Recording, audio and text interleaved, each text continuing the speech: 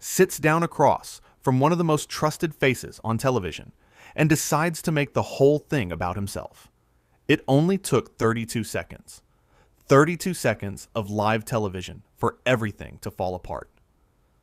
This is the story of the moment. George Stephanopoulos and Prince Harry sat down together on Good Morning America.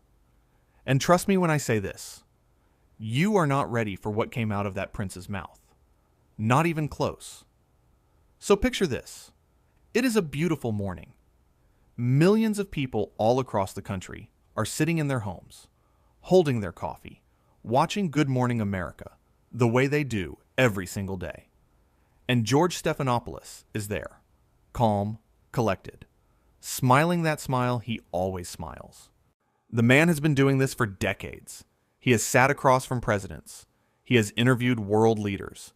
He has handled some of the trickiest, most uncomfortable moments you could ever imagine on live television. Nothing rattles him.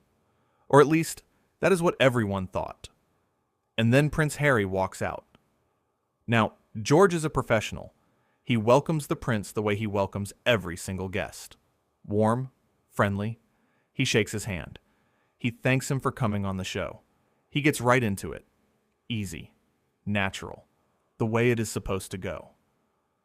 George opens things up nice and smooth. He says, "Prince Harry, thank you so much for being here today. We really appreciate you taking the time to sit down with us." And right away, before George can even finish settling into the moment, Prince Harry leans forward and says, "Well, I appreciate it too. Although, honestly, I would have thought you would have been a little more prepared for this." George blinks, just for a second. But he recovers. He keeps his smile going. He says, "I am sorry. Can you help me understand what you mean by that?" And Prince Harry, without missing a beat, says, I would have expected a little more, reverence. I am a prince, after all." There it is, right there. That is the moment. That is the thing that changed the entire tone of the interview. And George, to his credit, does not flinch. He does not laugh it off awkwardly. He does not stammer or stumble. He just nods and keeps going, because that is who George is. He does not let a moment like that throw him off. He just absorbs it and keeps moving forward. George says, "Well, absolutely. We are honored to have you here, and we want to make sure we cover everything you want to talk about today." But Prince Harry is not done. He shifts in his seat. He crosses his arms. And he says, Most people who get to sit across from someone like me, they come a little more prepared. They know who they are talking to." Now, at this point, the room is getting quiet. The audience can feel it. The energy has shifted. George Stephanopoulos is sitting there, keeping it all together, the way only someone with his experience can. He has handled tough guests before. He has dealt with people who came on the show with a chip on their shoulder. But there is something different about this. Prince Harry is not just being difficult.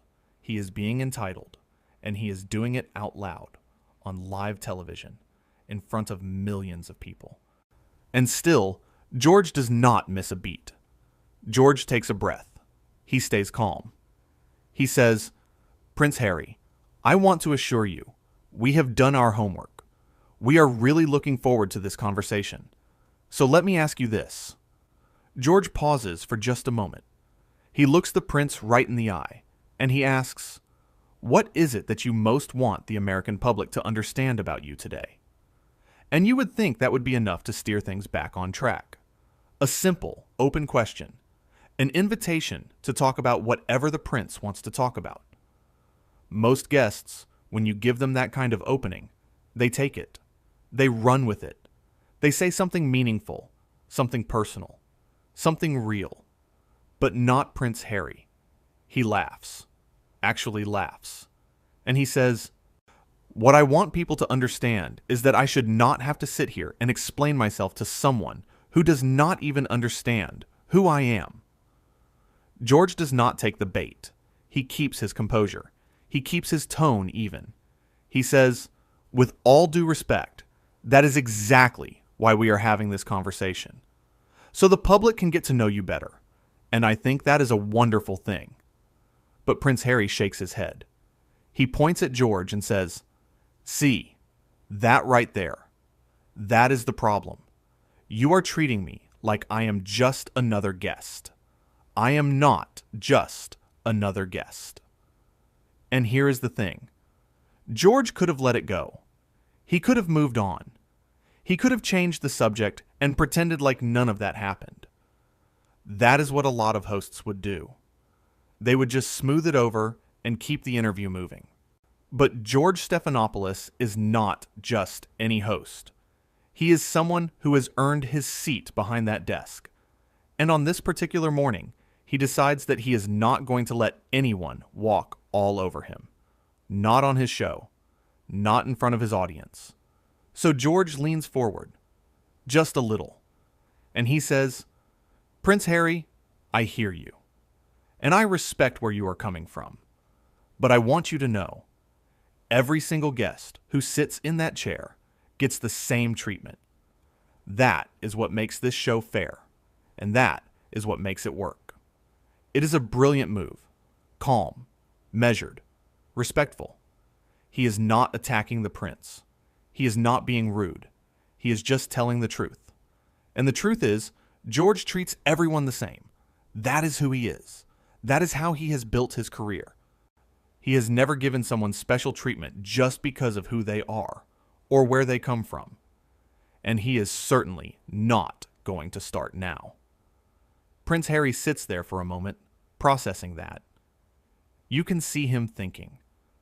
And then his jaw tightens. Just a little.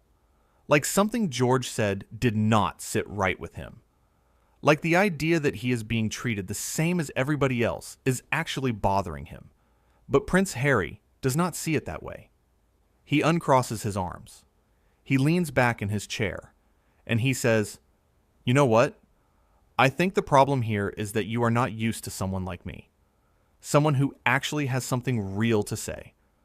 Someone who is not afraid to speak up." Now, George could let that slide too. He could just nod and move on to the next question. But something about the way Prince Harry says it, and something about the tone, makes George decide to stay right there in the moment. So he says, "Actually, Prince Harry, that is exactly what we love about this show. We love when our guests are not afraid to speak up. That is why we invited you here. So please, go ahead. Say what you have got to say." And for just a second, it looks like things might calm down. Prince Harry pauses. He seems to think about it. Like maybe he is going to take George up on the offer. Like maybe he is going to actually sit down and have a real conversation. But then he does not. Instead, he says, "What I have to say is that I am tired of being told how to sit, how to talk, and how to present myself. And right now, in this chair, I feel like I am being controlled." George looks at him for a moment, steady, patient. And then he says, "Prince Harry, nobody in this room is trying to control you. You are here because you chose to be here. And we are giving you a platform to say whatever is on your mind. That is a gift, and I hope you can see that." That last line lands. You can feel it. The way the air in the room changes. Because George is right. And everyone watching knows he is right. Prince Harry chose to come on this show. Nobody forced him. Nobody made him sit in that chair. He walked in there all by himself. And instead of using the moment, instead of saying something that people could really connect with, he has spent the whole time complaining about how he is being treated. But here's where it gets even more interesting. Because after George says that, Prince Harry goes quiet for a few seconds. Just silence. And in those few seconds, the tension in the room just sits there, hanging in the air like smoke. Nobody moves. Nobody breathes too loud. Everyone is just waiting to see what the prince is going to say next. And then Prince Harry speaks again. He says, "You want to know what the real problem is? The real problem is that people like you, people on television, you all think you get to decide who matters and who does not. And I am telling you right now, I matter. I matter a lot." George nods. He actually nods, like he is genuinely considering what the prince is saying. And then he says, "Prince Harry, of course you matter. Everyone matters. But the way this works is, we have a conversation. A real conversation. And right now, I feel like we are not quite there yet. So let me try one more time. Tell me, what made you decide to come on the show today?" It is another chance. Another open door. George is giving him every opportunity to turn this around, to have the kind of moment that people will remember for all the right reasons. And once again, Prince Harry has the choice. He can take it. He can walk through that open door and have a real, honest, human conversation. But Prince Harry looks at George and says, "I came here because I was told this would be a safe space. And right now, it does not feel safe." And there it is again. Another claim. Another reason why this is not working. Another way for the prince to put the blame on someone else. George has heard it now. He has heard it several times, and he still has not raised his voice. He still has not gotten cold. He just keeps listening, keeps absorbing, keeps giving the man a way back in. George takes a moment. He takes a slow, careful breath, and he says, "Prince Harry, I want you to know that you are safe here. You have always been safe here. Nobody in this room is your enemy. We are just here to have a conversation, and I genuinely hope we can do that." It is a beautiful response. Sincere, warm, the kind of thing that reminds you exactly why George Stephanopoulos is the way he is. He is not trying to embarrass the prince. He is not trying to make him look bad. He is trying to make this work. He is bending over backwards to give this man every single chance to have a good moment. And you can see that. You can see the effort George is putting in, and it makes the prince's behavior even more frustrating to watch. And Prince Harry just stares at him, and then says, "You know what? I think the problem is bigger than just this room. I think the problem is the entire system, and I do not think anyone here, why including you, has any idea how hard my life actually is." George lets that sit for a second, and then, very gently, he says, "And that is exactly what we want to talk about. Your life, your experience, your story. We want to hear it. So please, share it with us." Now here's the thing that makes this whole moment so powerful. George has now asked Prince Harry multiple times to just talk, to just share, to just open up, and every single time, instead of doing that, the prince has turned it into something else. He has made it about how he is being treated, about how the show is not good enough, about how nobody understands him. And George has just kept going, kept trying, kept being patient, kept offering that hand. And the audience can see it. The millions of people watching at home can see it. They can see exactly what is happening. They can see that George is the one bending over backwards. And they can see that Prince Harry is the one making this difficult. And the more it goes on, the more obvious it becomes. The room settles for just a moment. Like maybe, just maybe, things are going to find their way back to normal. George keeps his face open, keeps his body relaxed. He is ready to go wherever the prince wants to take this. All he needs is for Prince Harry to meet him halfway. Just one time. Just one moment of real, honest conversation. But that moment does not come. So Prince Harry shifts again. He looks around the room, almost like he is checking to see if anyone is on his side. And when he looks back at George, something in his expression changes. It gets harder, more serious. And he says, I am going to be very honest with you right now.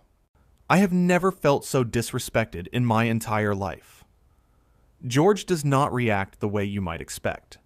He does not look shocked. He does not roll his eyes. He does not get defensive.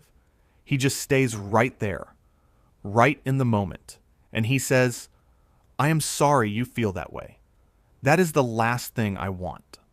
And I want you to know, if there is something specific that we can do to make this better for you, we will do it. Prince Harry shakes his head. He says, it is too late for that. You should have thought about that before the interview started. George takes a moment. He takes a slow, careful breath, and he says, Prince Harry, with all the respect in the world, I genuinely do not know what we could have done differently. We have been nothing but welcoming and open, and I hope that you can see that. And then the prince says something that takes the entire direction of this conversation somewhere new. He says, you know what? I think the problem is that you do not know who you are talking to. Do you even know what I have been through? Do you have any idea what it is like to live my life? George looks at him, calm as ever, and says, I do not claim to know exactly what your life is like, but that is why you are here, to help us understand, and we are all ears. Prince Harry lets out a breath, a long one, like he has been holding it for the entire interview, and then he says, fine, you want to know what it is like? It is like being watched every single second of every single day. It is like never being able to go anywhere without someone having an opinion about you. It is exhausting. And for the first time in the entire interview, George smiles. A real smile. Because the prince is finally talking. He is finally opening up.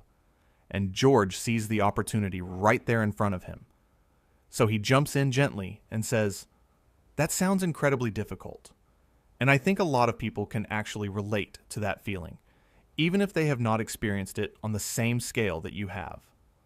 But Prince Harry does not want the connection. He does not want the common ground. He shakes his head and says, no, no one can relate to this. This is my life. This is unique. No one else on this planet goes through what I go through. George nods thoughtfully. He says, you may be right about that. And I think that is exactly why people want to hear from you. Because your perspective is something that most of us can never truly understand. But Prince Harry is not satisfied. He sits up straighter, and he says, I just feel like if people really cared, they would already know. They would already understand without me having to explain it. George leans in, just slightly, and he says, I think the beauty of a moment like this is that you get to help people understand, even if they did not before, and that is a pretty incredible position to be in. There is a pause, a long one, the kind of pause that feels like it might never end, and the whole room is just sitting there, waiting, because at this point, everyone watching, everyone in that studio, they can all feel that something big is about to happen. Something is about to shift, and nobody knows which direction it is going to go. The air is thick, the tension is real, and George just sits there, steady, patient, waiting for whatever comes next. And then Prince Harry says something that takes the whole room by complete surprise. He says, you know what? I do not think I should have to be the one teaching people. If the world cannot figure out on its own how to treat a prince, then maybe the world has a bigger problem than I thought. And the room goes silent. George sits with that for a moment. He lets it breathe. And then, in the calmest voice you have ever heard, he says, Prince Harry, I think we might be looking at this a little differently. But that is okay. That is what conversation is for. And Prince Harry just stares at him, like he cannot believe what he is hearing.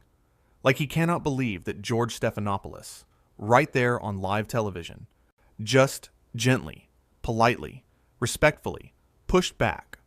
George waits. He gives the prince space. He does not push. He does not fill the silence with more questions. He just sits there, open, ready, giving Prince Harry every single chance to come back to the conversation.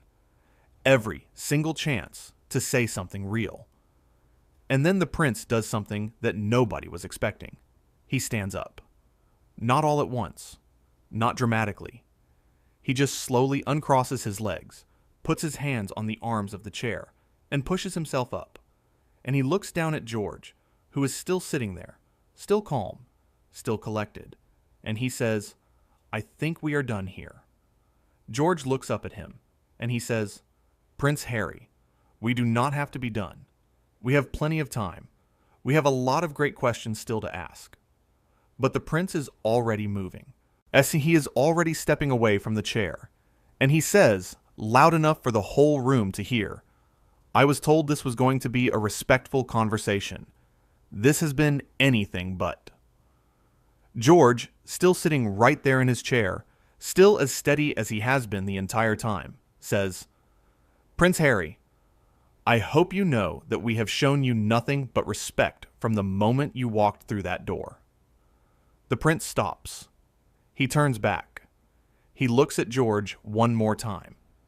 And for just a second, you can see something in his face. Something that almost looks like he knows.